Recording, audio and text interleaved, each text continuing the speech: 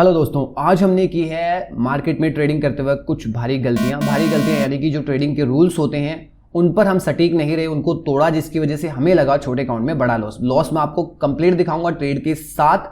और एक लॉट नहीं लगाया, एक लॉस नहीं लगाया, मल्टीपल लॉस लगे हैं।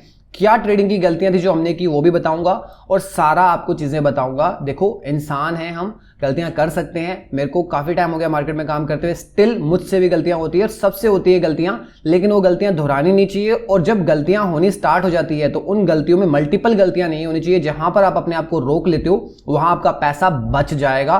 तो वो भी हमने किया है, मैं बताऊंगा आपको क्या किया है। सबसे पहले देख लेते हैं मार्केट के अंदर कल, उससे पहले के दिन दोनों ही बुलिश मार्केट फॉर्म कर रहा था। आज फ्लैट काइंड ऑफ ओपनिंग थी। पहली कैंडल, मैं अभी आपको निफ्टी दिखा रहा हूं, पहली कैंडल ने एक अच्छा यहां से 50 EMA से रिजेक्शन देके ऊपर की तरफ गई, एक अच्छा यहां पर सपोर्ट के ऊपर कैंडल क्लोज की। दूसरी कैंडल ने भी यहां पर रिजेक्ट करके अच्छा क्लोज किया। यानी कि शुरुआत के अंदर जो पहली कैंडल शुरू में बनी, जैसे कि आज की इसकी पहली कैंडल देख लेते हैं बैंक निफ्टी की, तो इसमें भी रिजेक्शन मिला, फिर 50 EMA से रिजेक्शन मिला, कंप्लीट मार्केट रिजेक्ट करके ऊपर जाने की पोजीशन में था। कहीं ना कहीं कॉल का सिनेरियो बन रहा था। तो ऐसी सिचुएशन में हमने भी कॉल के अंदर एंटर किया। यहां पर निफ्टी के अंदर हमने 440 यानी कि 19440 पे चल रहा है मार्केट, इस टाइम पे चल रहा था। हमने 450 की कॉल ली क्योंकि हमने थोड़ा सा उसमें क्वांटिटी ज्यादा रखी थी। हमने लॉट 4 रखे थे, जो कि निफ्टी के अंदर हम 4 लॉट में काम नहीं करते छोटे वाले अकाउंट में। तो यहां पर क्वांटिटी 4 रखी, यानी कि 4 लॉट रखे, यानी कि 200 की क्वांटिटी थी। सिंगल पॉइंट के अंदर 200 का प्रॉफिट या 200 का लॉस होने वाला था। हमने हमारा कैलकुलेट किया रिस्क, उसके अकॉर्डिंग हमने यहां पर हमारा जो स्टॉप लॉस था वो रखा हमने 25 का स्टॉप लॉस रखा और 31 के अंदर हमने हमारी एंट्री बनाई। ठीक है जी, 6 पॉइंट का हमारा स्टॉप लॉस था। क्वांटिटी के हिसाब से अगर हमारा स्टॉप लॉस हिट होता तो हमें 1200 का नुकसान होता। वेरिएबल था, पहला ट्रेड था, कोई दिक्कत नहीं थी, हो सकता था। अब हुआ क्या, मार्केट के अंदर नेक्स्ट कैंडल से ही हमें लॉस लगना शुरू हो गया। ये 30 का यहां पर 27, 28, मैं उसकी स्क्रीन रिकॉर्डिंग नहीं कर पाया, बट लॉस है मेरे पास, वो दिखा दूंगा मैं आपको। तो डाउन जाने लग गया। अब यहां पर हमने एक चीज सोची, यहां पर हमने ये सोचा कि जैसे ही ये कैंडल यहां आती है तो फॉर श्योर 50 EMA से रिजेक्ट करके, ट्रैप करके यहां पर लोगों को पुट पे बिठा के यहां पर ऊपर जाने के चांसेस पूरे हैं। तो हमने क्या किया, ऑन दैट टाइम एक भारी गलती जो कि नहीं करनी चाहिए। हमारा एसएल क्या था भाई, ये वाला एसएल था हमारा। ठीक है, जस्ट अ सेकंड, ये हमारा एसएल था, यहां पर कुछ ये हमारा स्टॉप लॉस है। हमने क्या किया, ट्रेडिंग के अंदर होने वाली गलतियों में से सबसे बड़ी गलती दैट इज हमने हमारा एसएल रिवर्स में ट्रेल किया। रिवर्स में यानी कि हमने हमारा एसएल चेंज करके 20 से 20 पर हम यहां पर इस एसएल को हमने मूव करवा दिया 20 के ऊपर। हमारा एसएल हमने चेंज कर दिया। जस्ट ए सेकंड में एक चीज कर देता हूं ताकि आपको थोड़ा समझ में अच्छा आएगा। तो यहां पर हमारी एंट्री थी, मैंने कलर चेंज कर दिया सो दैट आपको आइडेंटिफाई करने में प्रॉब्लम ना हो। 31 पर हमारा इनिशियल स्टॉप लॉस था 25 पर। ये कैंडल जब मार्केट के अंदर आई तो हमारा सिनेरियो ये था कि क्या पता ये विक देकर ऊपर चल जाए, यहां पर एक रिजेक्शन ले 50 EMA का विक दे सकता है, क्योंकि मार्केट बैंकिंग सेक्टर का बुलिश था और जो बैंक निफ्टी था वो भी कहीं ना कहीं थोड़ा सा हमें बुलिश ही लग रहा था इस कैंडल की वजह से। यहां पर भी इसने थोड़ा सा विक शो किया था। तो हमने यहां पर ट्रेल किया 20 पर, जो कि बहुत बड़ी गलती है।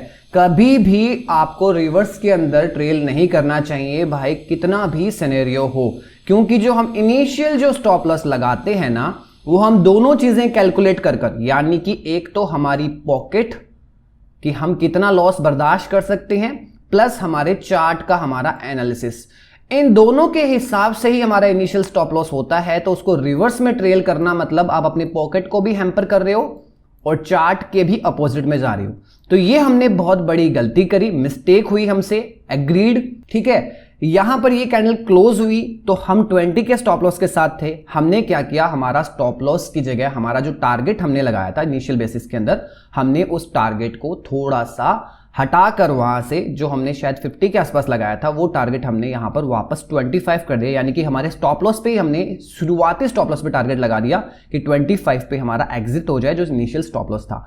बट 23, 24 होता रहा। वहां पर एक और गलती कि मार्केट के अंदर रिवर्स हो चुका था, ट्रेड खत्म हो चुका था, तो जहां पर भी हैं हम वहां से हमें एग्जिट होना था, लेकिन हमने वेट किया। जो हमारा 600-700 रुपए का स्टॉप लॉस बच सकता था वो नहीं बचा। तो हमें यहां पर 4 लॉट के हिसाब से हमें यहां पर 200 की क्वांटिटी के हिसाब से 11 पॉइंट का हमें लॉस लगा इस ट्रेड के अंदर, जो कि होता है 2200 रुपए, जो कि बहुत ज्यादा है एक छोटे अकाउंट के हिसाब से। अगर 15-20 हजार रुपए का अकाउंट है उसके अंदर 2200 रुपए का नुकसान बहुत बड़ा है, नहीं होना चाहिए। मैं इसको एक बार क्लियर कर देता हूं, दोबारा आता हूं। यहां पर 31 की एंट्री हमने 20 के एसएल पे काटी, जो कि बिल्कुल सही नहीं था। जो इनिशियल एसएल था 25 का यहां के आसपास, वो परफेक्ट एसएल था, हमने वहां पर ट्रेड को एग्जीक्यूट कर देना चाहिए था। तो ये एक गलती थी। रिवर्स साइड में कभी भी ट्रेड नहीं करना चाहिए। और जो मैंने स्टॉप लॉस जो मेरे रूल्स बता रखे हैं उनमें से एक भारी रूल है ये, रिवर्स साइड में ट्रेड नहीं करना। चलो ठीक है भाई, ये ट्रेड एग्जीक्यूट हो गया, 2200 रुपए का हैम्पर हुआ। पहली बात तो जो डे का लॉस था वो लिमिट भी एग्जिट हो चुकी थी, नेक्स्ट ट्रेड नहीं करना था। चलो स्टिल एक और अप्रोच है कि पहला लॉस होने के बाद 2 ट्रेड कर सकते हो आप दूसरे लॉस तक, है ना, वो प्रॉफिटेबल हो जाता है तो आप दोबारा ट्राई कर सकते हैं। हमने फिर एक एंट्री ली, यहां पर इसका 2200 का जो लॉस है वो आपकी स्क्रीन पर आपको दिख रहा होगा। हमने यहां पर एक सपोर्ट कंसीडर किया इसकी वजह से, ठीक है। यहां पर इस कैंडल ने रिजेक्ट किया, डोजी बनाई, हमने यहां पर एक एंट्री ली हमने वापस से कॉल के अंदर ही। लेकिन इस बार हमने कॉल लिया जहां पहले 450 का था, इस बार 19400 का कॉल था, और उस पे एंट्री ली हमने 38 पर एंट्री ली। और हम इसके अंदर ज्यादा नहीं, बस 5-6 पॉइंट ही देखने वाले थे कि अगर हमें थोड़ा सा 5-6 पॉइंट का ऊपर मिलता है तो हम हमारा एसएल 38 पे कर देंगे, उसके बाद जो हमें मिलेगा हम ले लेंगे। यहां पर भी हमारा stop loss with in few minutes, हमारा स्टॉप लॉस क्या मार्केट पे ही मान लो या फिर जो भी है 35 पर हमने यहां पर एग्जिट किया, ठीक है। यहां पर भी हमें एक 600 रुपए का नुकसान हुआ। टोटल मिलाकर हम यहां पर इसके अंदर अगर मैं 600 यहां पर ऐड कर दूं तो यहां पर हमने 2800 रुपए का नुकसान किया, जो कि एक छोटे अकाउंट के लिए बहुत ज्यादा है। 2800 का प्रॉफिट चलेगा, नुकसान नहीं चलेगा। अब यहां पर 2 ट्रेड हमारे फेल हो चुके हैं। अब आता है इमोशनल गेम।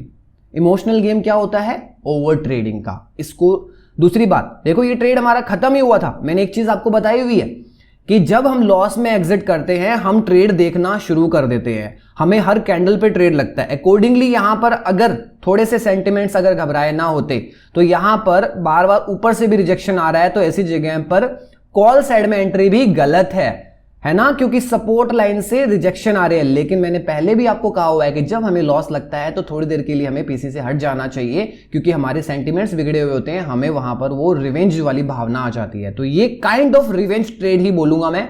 रिवेंज के अंदर हमने 600 का लॉस करवाया। अभी मार्केट के अंदर ज्यादा टाइम नहीं हुआ था, 10 भी नहीं बजे थे, लेकिन हमने लॉस कर लिए थे। तो इसके बाद मैंने इस काउंट को क्लोज किया कि नहीं, इससे ज्यादा इसके अंदर काम करना ओवर ट्रेडिंग कहलाएगा।